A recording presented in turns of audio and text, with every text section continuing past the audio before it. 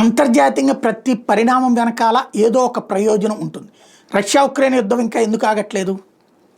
రష్యాకి భూమి కావాలి, ఉక్రెయిన్ భూమి. ఉక్రెయిన్కి విజయం కావాలి. ఉక్రెయిన్ విజయం అసాధ్యం. రష్యాకి భూమి ఇప్పించడం సులభం. కానీ దానికి ఒక బేరం పెడుతున్నాడు ట్రంప్. చైనా రష్యా ఈ మధ్యన స్నేహం పెంచుకున్నాయి. చైనా పనామా కెనాల్ కావచ్చు, సూయజ్ కెనాల్ కావచ్చు, ఈ రెండు చోట్ల ఆధిపత్యం ప్రదర్శిస్తుంటే దాన్ని అడ్డుకునే ప్రయత్నం చేస్తున్నాడు Trump.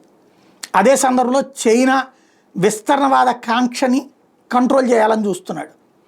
At the same time దీన్ని చెయ్యాలి అంటే ఒక మధ్యవర్తి కావాలి. ఆ మధ్యవర్తిత్వం పుతిన్ని వహించమంటున్నాడు. పుతిన్ ఏమో అమెరికా థ్రెట్ వచ్చినప్పుడు చైనా తోడుంది. ఇవాళ ఒక రకంగా చెప్పాలంటే చైనా కంటే వేగవంతమైన అభివృద్ధి చెందుతున్న దేశం రష్యా. రష్యా కంటే కూడా వేగవంతమైన అభివృద్ధి చెందుతున్న దేశం చైనా.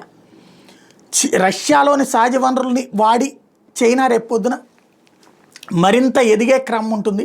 ఇక ఆ తర్వాత రష్యాని పట్టించుకోదు అనేటటువంటి ఒక హింట్ ఇస్తూ పుతిన్ని తమకు అనుకూలంగా మలుచుకునే ప్రయత్నం చేస్తున్న ట్రంప్. ఈ పరిణామాలు భవిష్యత్తులో ఎలాంటి మార్పులకు దారితీస్తాయో చూడాలి.